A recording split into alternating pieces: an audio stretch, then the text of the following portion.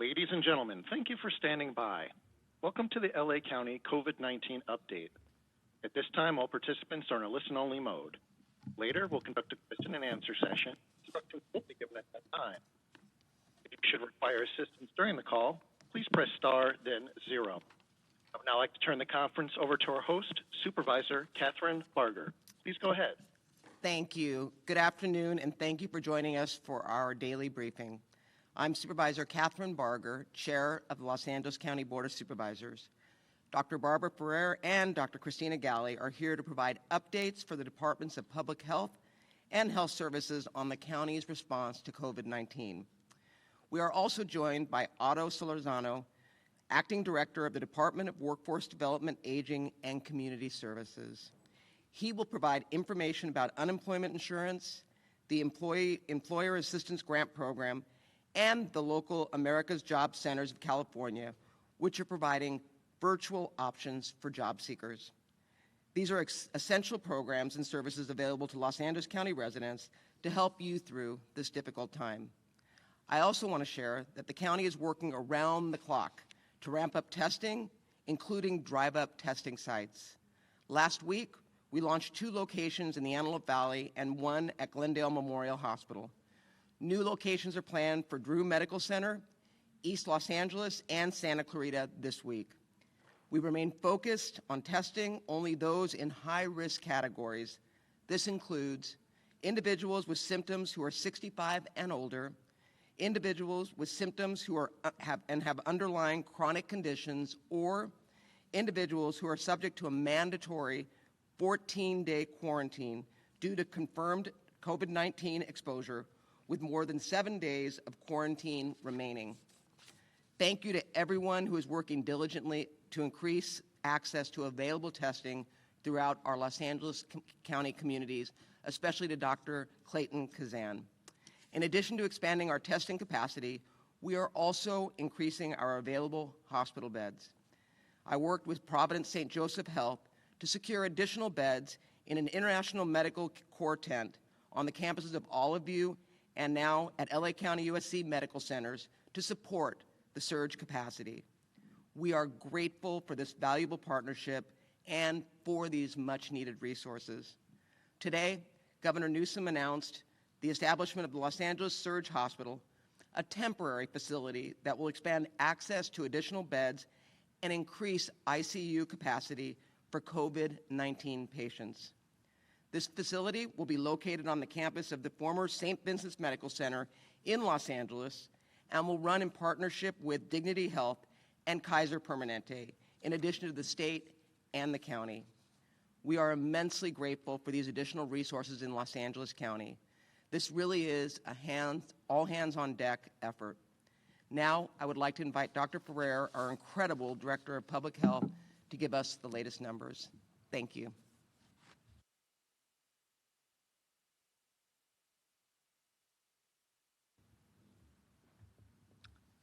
Good afternoon, everyone, and thank you so much, Supervisor Barger, and all of our colleagues across the entire county for skilled leadership, compassion, and swift actions, all which are allowing us to slow the spread of COVID-19. I feel really lucky to work with this amazing team. I'm going to provide our daily update today, starting with the sad fact that we're reporting an additional 15 deaths. 12 of the people who died are over the age of 65, and 7 of the people who died were over the age of 65 had underlying health conditions. The other 3 people who passed away were between the ages of 41 and 65, and 1 person had underlying health conditions.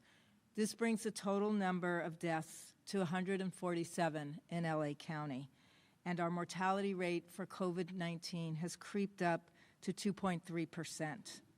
To everyone who's facing a future without a person that they love, we are deeply sorry for your loss, and our thoughts and our prayers are with you every day. Today, we're also reporting 420 new cases.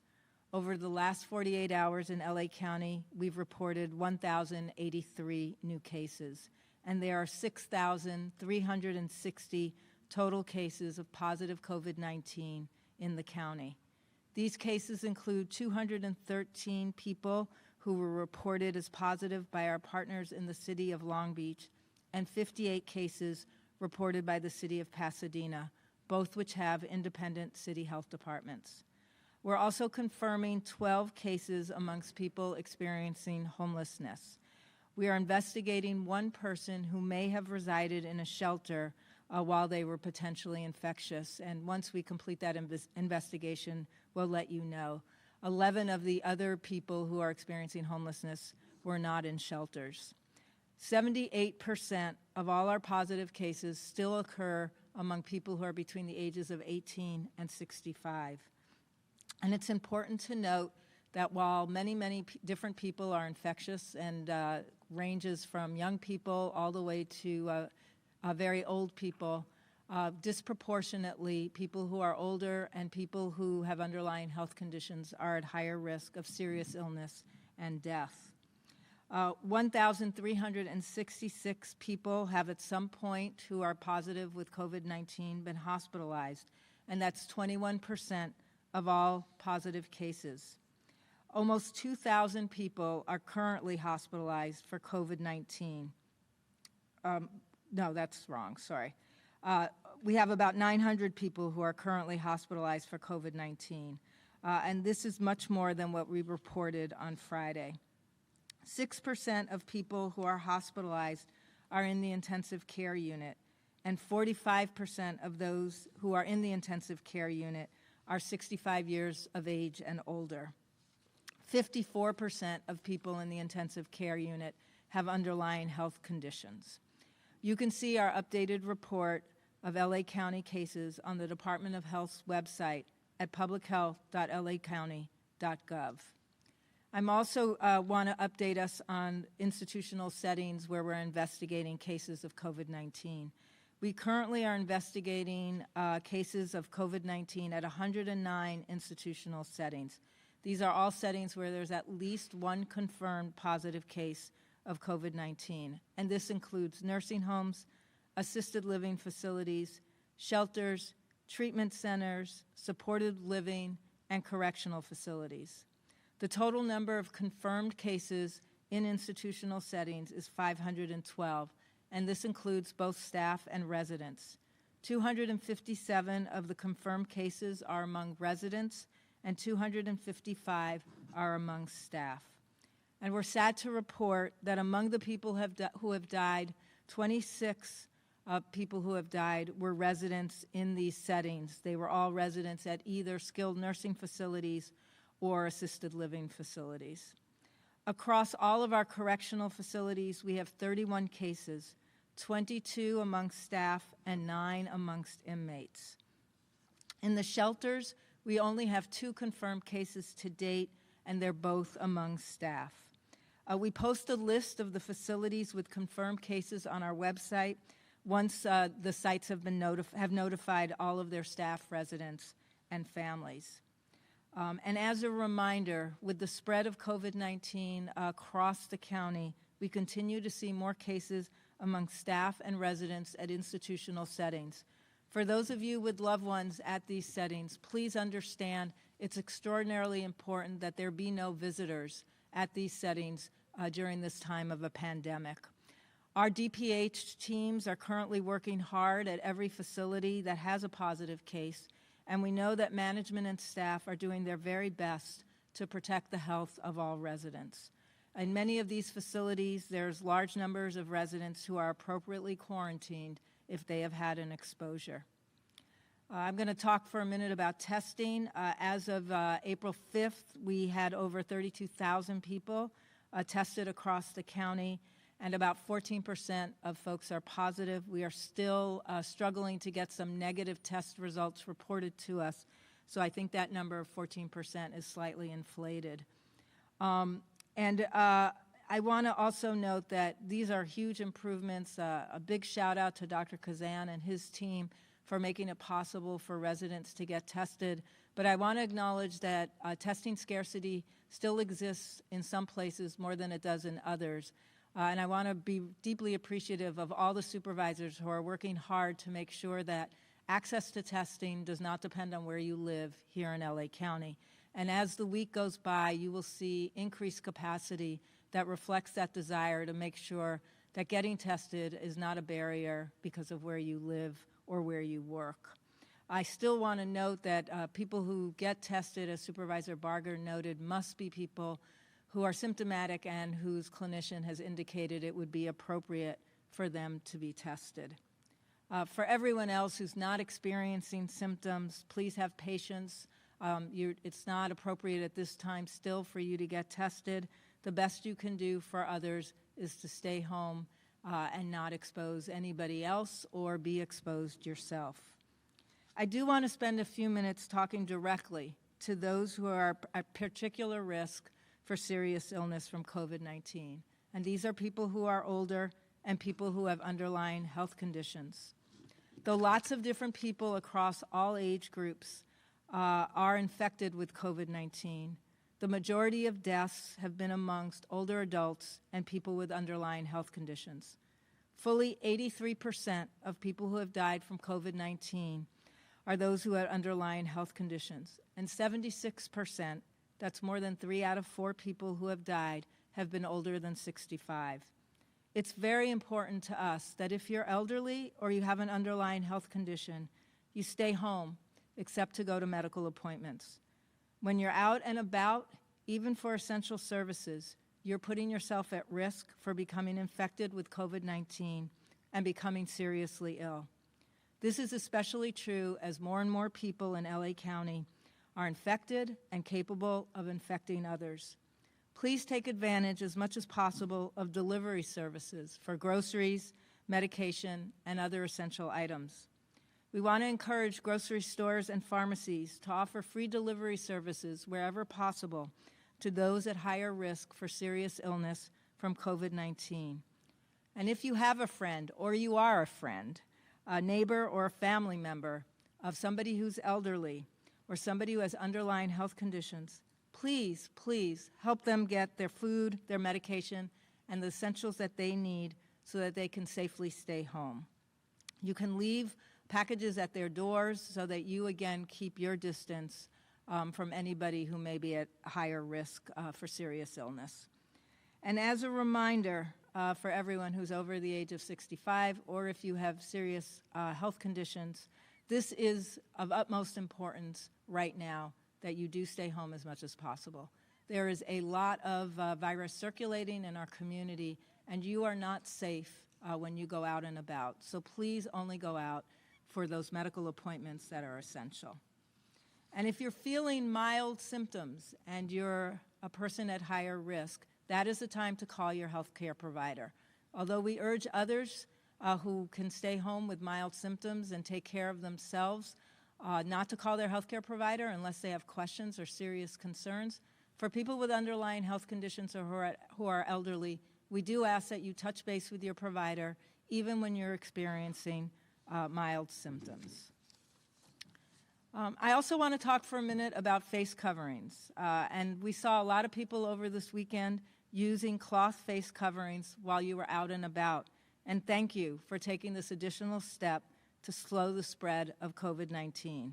Whenever you're leaving your home to procure or provide essential services, and you're going to be either in a public or a private setting with other people who are not members of your household, we ask that you please wear a clean cloth face covering at all times. You can use a scarf or a bandana, and you can easily make your own. There are many tutorials online that show you how. And you can go to our website at www.publichealth.lacounty.gov for more information about how to wear and appropriately use a cloth face covering. I want to remind folks that your face covering needs to be clean, and you need to clean it each day that you're using it. I also want to note that face coverings do not protect you from the virus. They may be helpful in preventing you from infecting others, but they're not going to keep you from becoming infected.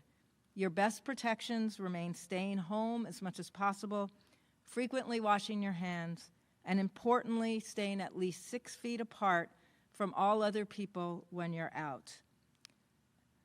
And just as a reminder, medical masks, this includes N95s and surgical masks, are for healthcare workers and other essential workers who take care of or are in contact with people who may be or are sick. They are not for the general public except for people who are ill and are asked by a provider to wear one. Please, please do not use N95s and surgical masks if you're a member of the general public. It's appropriate for you to have a cloth face covering, but it's not appropriate to use N95s and surgical masks when they are desperately needed to keep our healthcare workers and other essential workers safe. And face coverings are not a replacement for the powerful tools of staying home and isolation and quarantine when appropriate and when there's been an exposure.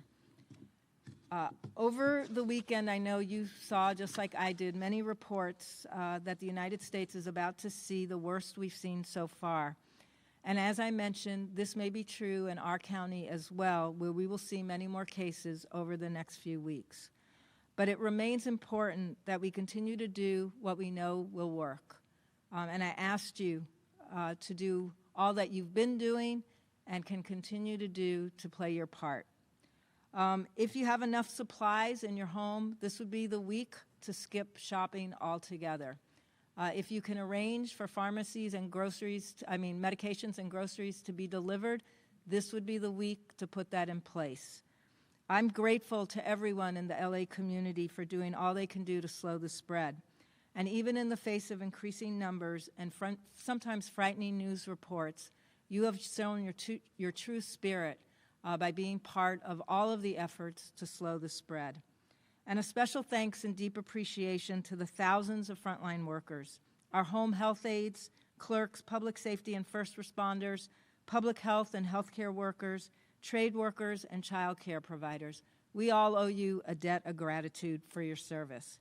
Keep hope that by working together, we'll get to the other side of this. Thank you, and now I want to introduce Dr. Christina Galley, the Director of the Department of Health Services.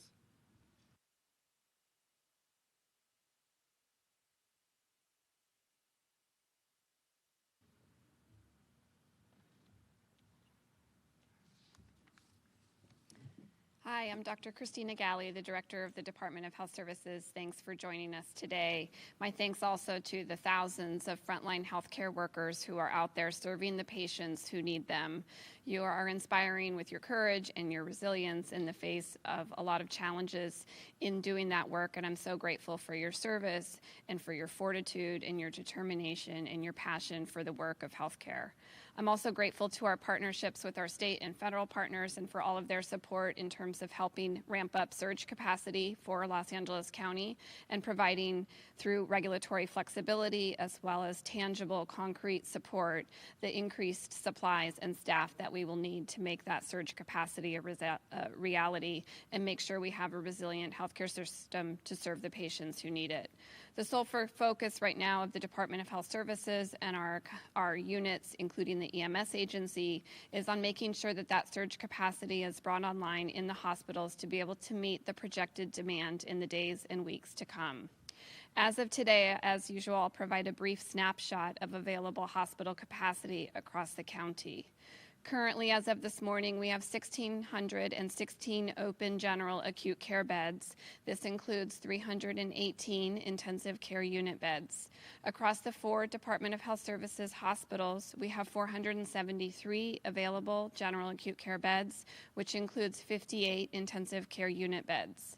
The overall census in the DHS facilities, as well as in many private facilities, continues to be low.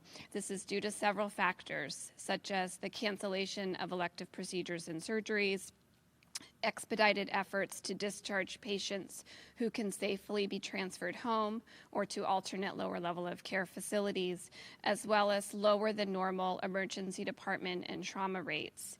Just as a comparison for some context, within the Department of Health Services hospitals, which operates 3 busy emergency departments, we normally serve 850 patients a day in those 3 sites. Currently, our ED volume is running at less than half of that. Yesterday, it was 360 patients per day. This is one of the major factors that has led to the increased capacity and helping us be able to have the available beds that are available for surge. Those bed capacity reports, including the hospital capacity across all facilities as well as DHS's specific facilities, is available online on the DHS website, which you can find at dhs.lacounty.gov. All hospitals continue to prepare for being able to bring online their additional surge capacity. The governor has asked all hospitals to be able to accommodate above their licensed bed capacity an additional 40% for surge, and the EMS agency continues to work with each hospital to be able to assess their practical ability to do so. We are also continuing to work with the state as well as others to build up alternative surge care sites in other settings. This includes, as the governor noted on his noon press conference and as Supervisor Barger noted a few minutes ago, the planned opening of the Los Angeles Surge Facility. This will be a COVID-positive facility servicing the needs, general acute care, and intensive care of patients who are transferred from other LA County hospitals to this facility for ongoing management of their COVID-related disease. This is not a walk-in facility. Patients shouldn't go to this facility. It doesn't have an emergency department that is able to serve patients. The access to this particular facility, which is located in Los Angeles, is done through interfacility transfers as arranged by the EMS agency, in the same way that access is obtained for the Mercy ship. The planned opening of the facility is April 13th, and it will have up to 266 beds at full capacity. The city and the county's new drive-through testing sites, which have been commented on in this press briefing as well as others, are open to people who meet the clinical criteria, which includes individuals over the age of 65, as well as those with underlying health conditions. The results from this capacity will be able to help us have better insight into the community prevalence of COVID-19 and inform the demand projection models that we are doing in partnership with the Department of Public Health. It's important for the public to realize, though, as I've stated before, that social distancing or physical distancing remains the most important thing that people can do to stem the impact of COVID-19, to reduce your individual risk of infection and the risk of infection of those around you. So please heed this guidance from the Department of Public Health. Please stay at home as much as possible. Please only go out for essential shopping and essential tasks that you need to do. If you are elderly or you do have chronic underlying health conditions, please make extra efforts to stay at home and seek the help of neighbors and friends and family to be able to assist you in getting your needs met so that you can stay at home as much as possible. In closing, I just want to thank everybody for their time and for their continued efforts on the front line. The hospitals will continue to take every step to be able to scale up to meet the projected demand, and will work closely in watching the numbers of COVID-19 this week, as this is a critical week in helping to understand what the curve and the trajectory of this pandemic will be. Thank you. With that, I'll turn it over to Otto Solorzano, the Acting Director of the Department of Workforce Development, Aging, and Community Services.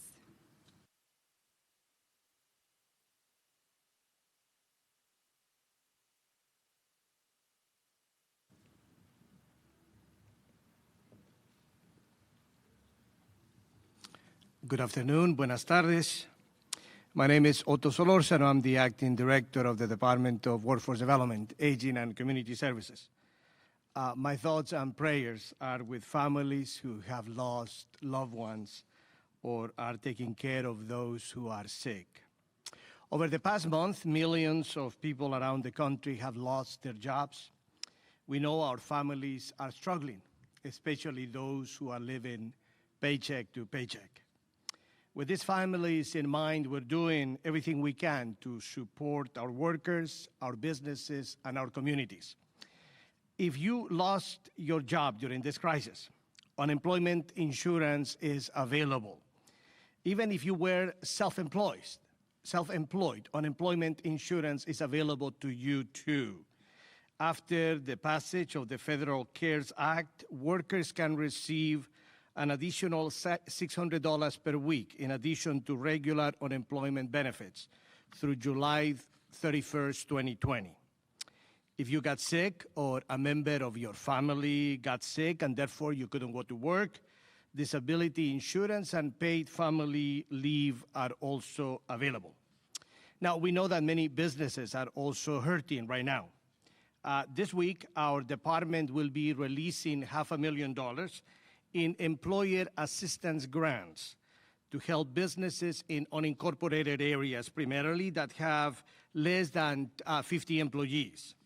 The county will provide grants of up to $10,000 to individual businesses based on demonstrated need to cover expenses, such as mortgage payments, rent, utility expenses, and other working capital costs.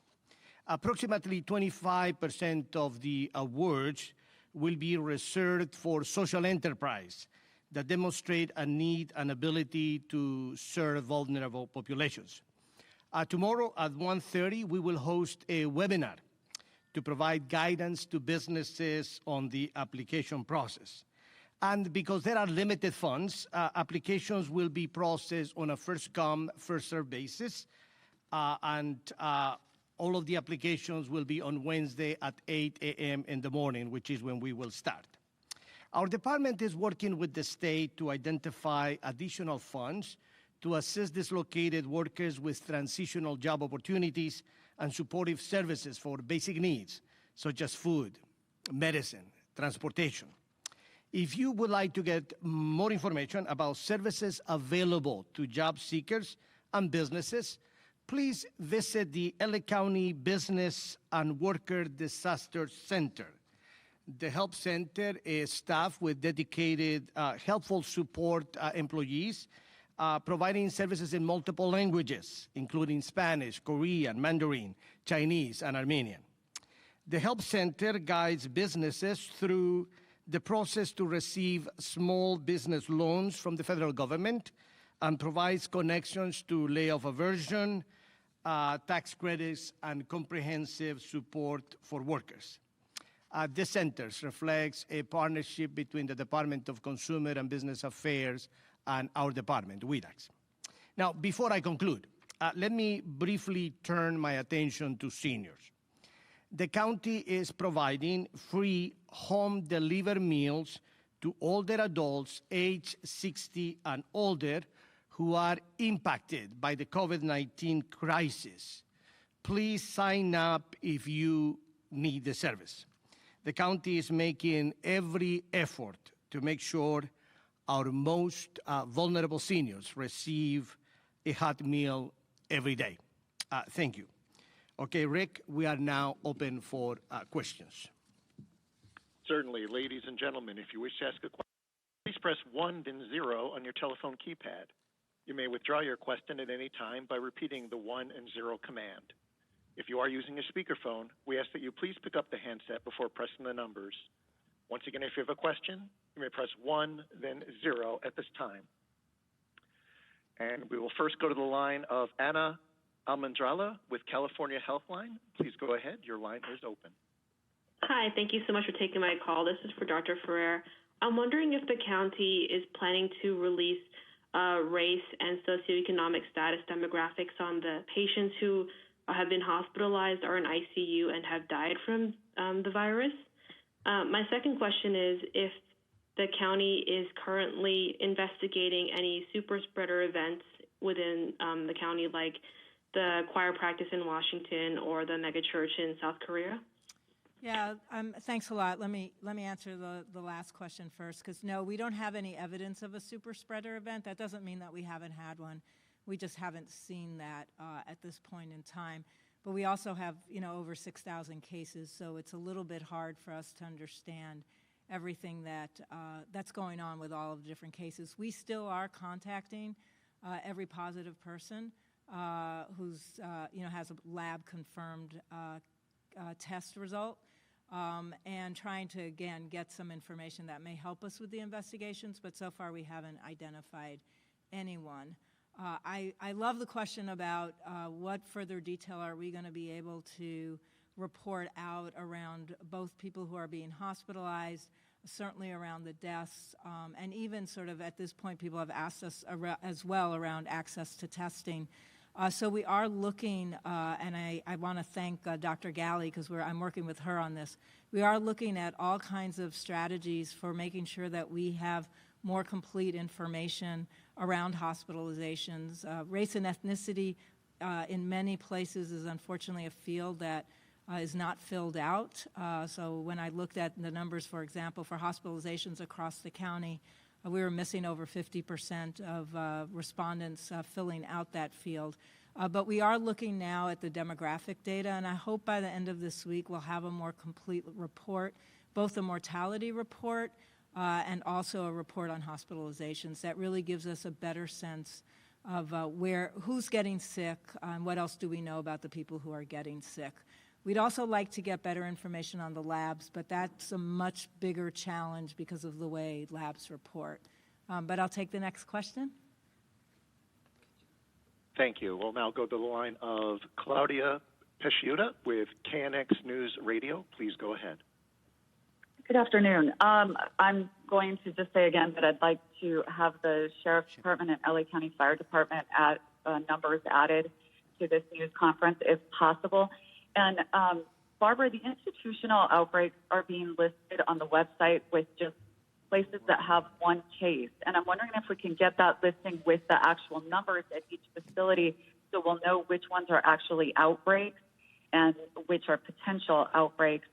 Also, I'm wondering if there is any testing being done posthumously on people who are suspected to perhaps have had COVID-19, but it wasn't identified before they died.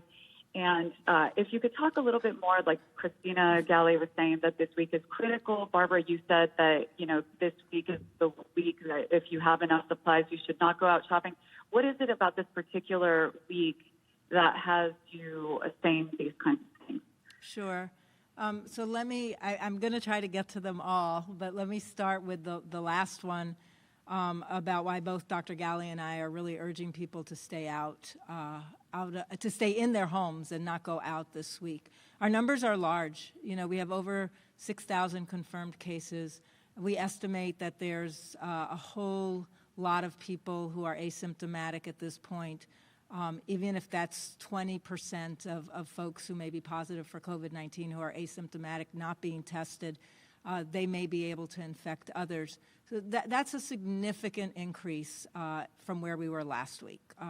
So although it's just a doubling in terms of our numbers, the doubling is a lot of people. And if every one of these 6,000 people is capable of infecting 2 to 3 other people, you can see why we're worried that without everyone taking every possible precaution, our numbers could start skyrocketing, and that's one thing we don't want to see happen. So it's because we have a lot of cases right now. We have also the knowledge that asymptomatic people may be able to spread, even if they're not the most effective spreaders, that it really is time for those people who may not have taken this seriously before to understand the seriousness of what's going on in our communities, the seriousness of living through a pandemic, and particularly for those at high risk, this would be the week to stay home. And it may be next week as well, as cases continue to mount.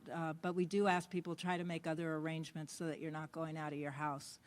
I think you had some other questions, Claudia, which are going to escape me. Yeah, so that happens. That definitely happens. We have a wonderful coroner, Dr. Lucas, and a medical examiner, and he and his team do absolutely look at cases that may be possibly linked to COVID-19 and where appropriately that testing is happening. In terms of the institutional outbreaks, one issue that my team is trying to work through is that oftentimes once there have been a significant number of cases among residents, not among staff, but among residents at a nursing home, testing actually stops. And we just assume that people who are symptomatic in that facility are presumed to be positive for COVID-19. So it's a little misleading to put down the case numbers, but we are working on a way to asterisk those sites where there's an outbreak. And for us, an outbreak is 3 or more cases. So we're going to go back and try to just use the asterisk system because it's often hard to actually be able to report on just the positive cases when testing may not be happening in some of those sites. So thank you, and I think we'll go on to the next question. Thank you. We'll now go to the line of Melanie Nathan with Los Angeles Times. Please go ahead. Hi, Dr. Ferrer. I have two questions for you today. The first with regards to people experiencing homelessness. Is the department considering, recommending, exploring, in any verb you'd like, opening safe campgrounds for thousands of homeless people who will not be accommodated by the new rec center shelters or other shelters? And then the other question I have is with regards to testing. You've now mentioned several times that there are 2 commercial labs that are not reporting tests that have negative results. I want to confirm, are those labs Quest and LabCorp? And also, what has the impact been about the lack of this data on your department's work? Thank you. So I want to clarify, it's definitely not either of those labs. We have some new labs that just came on, and the issue is that they're not able to electronically report. So oftentimes what they do is they may try to report to us by fax, but that's hundreds and hundreds and hundreds of faxes. That's making it really hard on our team to actually collect the information in a timely way.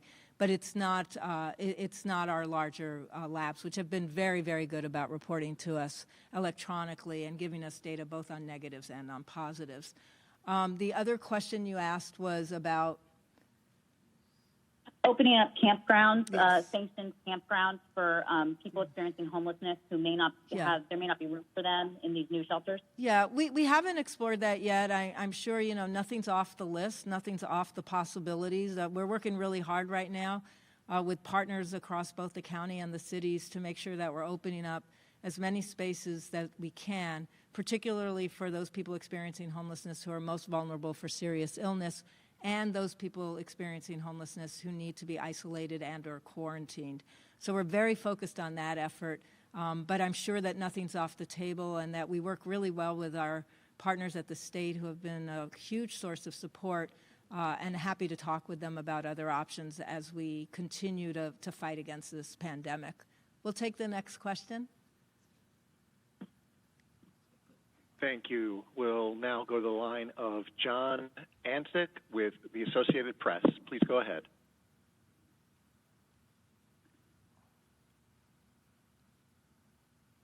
John Ansick, your line is open.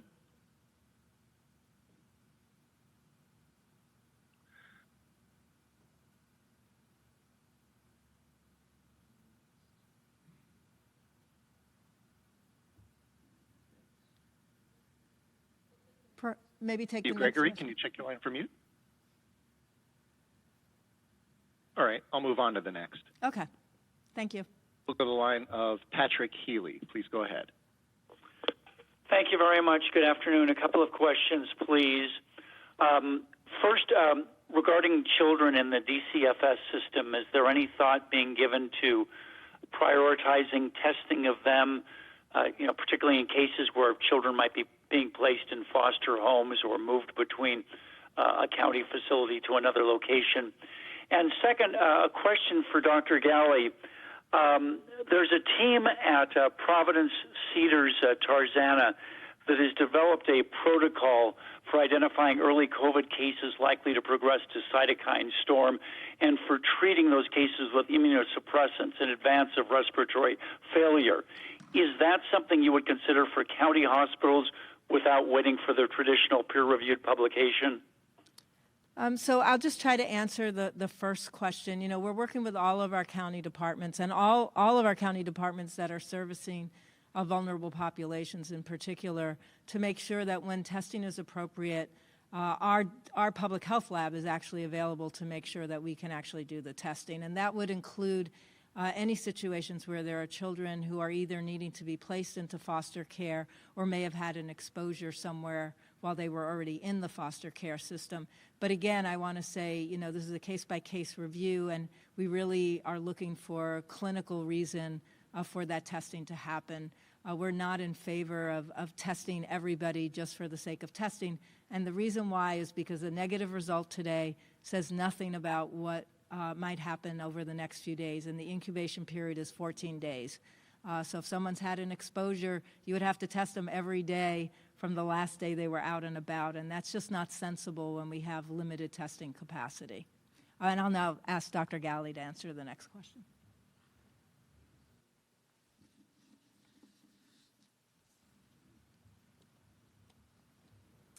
Hi, regarding your second question, there's a lot of experimental therapies that have come, I think, in front of the media. A lot of hospitals and institutions are trying new and emerging treatments to see if there's some benefit for COVID-positive individuals. As you imply in your question, there's not necessarily data, nor is there FDA approval behind a number of these therapies.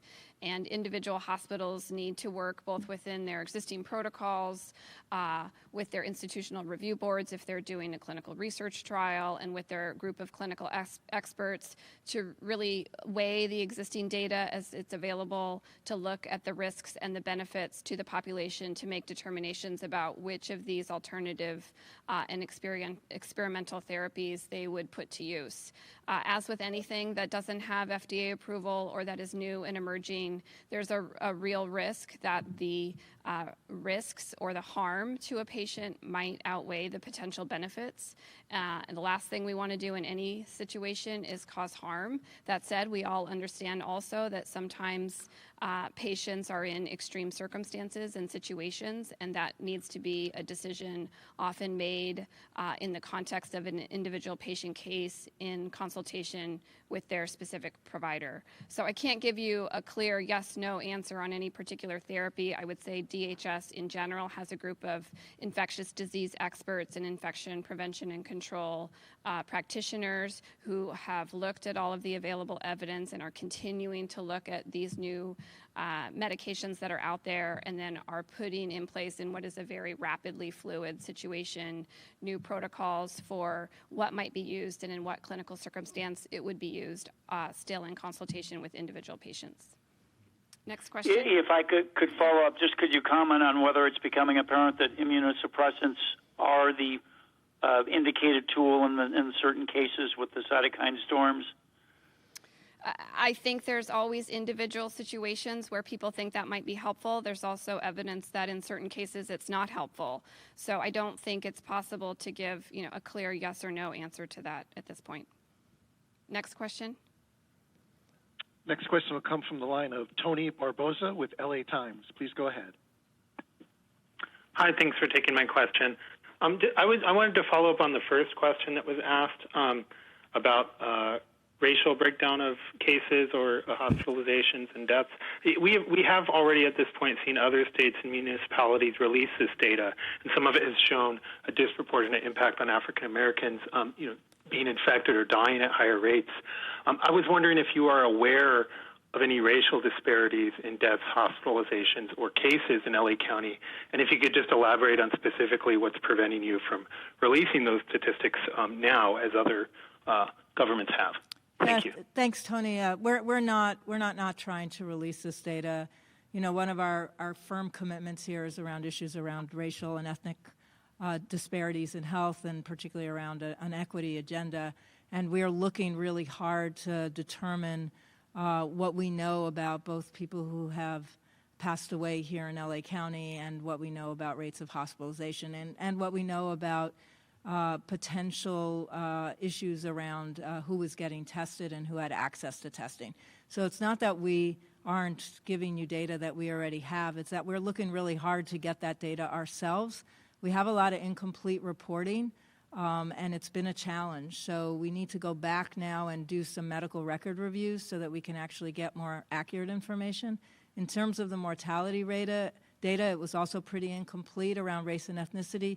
So we're trying to pull all of the death records so that we can actually see if we can get better information off of the death records. But, my promise to you is, as soon as we have that information and we analyze it, it'll be available for everyone. We care just as much as everyone about making sure that we address head-on any issues around disproportionality. And we are worried, based on data that's been shown disproportionality in other places. We're also very much aware that African Americans in particular, Native Hawaiians, Native Alaskans, Native Americans in LA County have a disproportionate burden of illness going into a pandemic.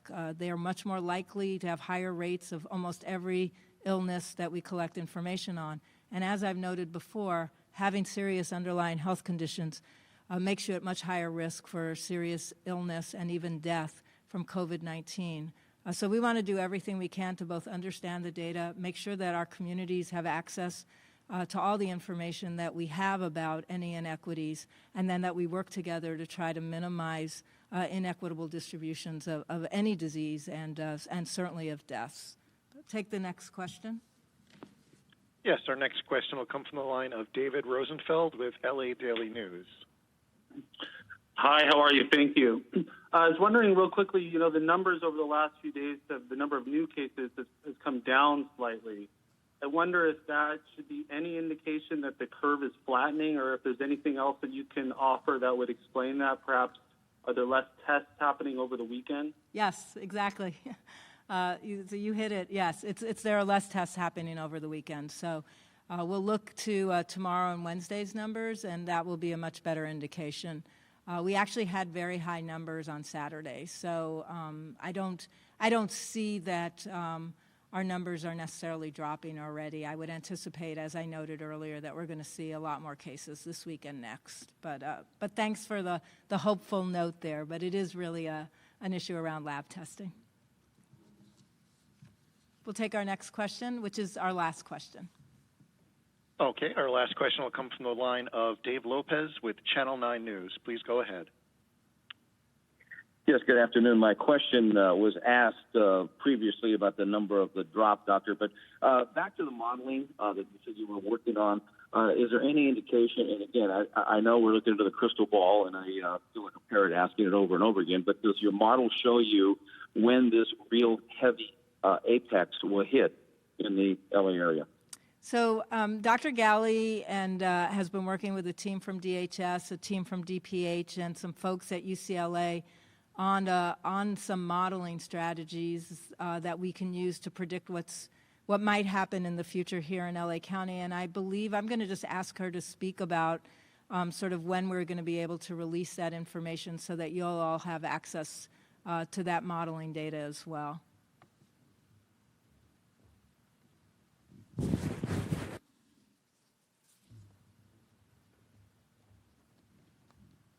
Hi, so we're working on this model that's been mentioned, and we hope to have data that's able to be released by the end of this week. I think it's important to keep in context what the model can and can't do. So what the model will never be able to do is exactly predict a peak.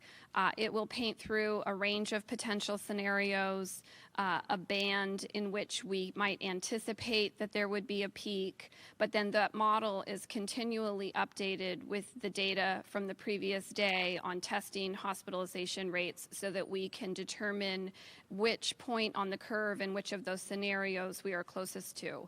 And then the actions that people take on a given day obviously have an impact on what that model shows in the weeks to come. So if people get tired of social distancing or physical distancing, or they see the bed numbers that are still really open and available and they think, oh, this isn't concerning, or they see potentially case numbers come down, as was just mentioned, even if there's various reasons for that, and they think, I don't need to stay home, that will have an impact on the model results that we'll see 2 weeks from now and push us up on a curve, again, that has a slope up to increasing impact on bed demand, ICU rates, and ventilator rates.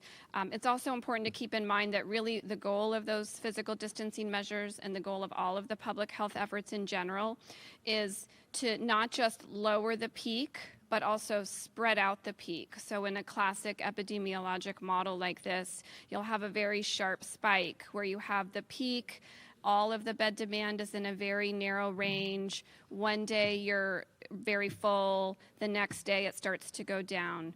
The goal of the efforts that have been put into place by public health entities are really focused at lowering that overall curve and critically spreading out the curve so that you don't have a single point in time peak, but what you have is bed demand spread out over weeks that would remain kind of broad and flat for a period of time and then proceed to decline. This concludes our press conference. Thank you, everybody. Ladies and gentlemen, that does conclude your conference for today. Thank you for your participation and for using AT&T conferencing service. You may now disconnect.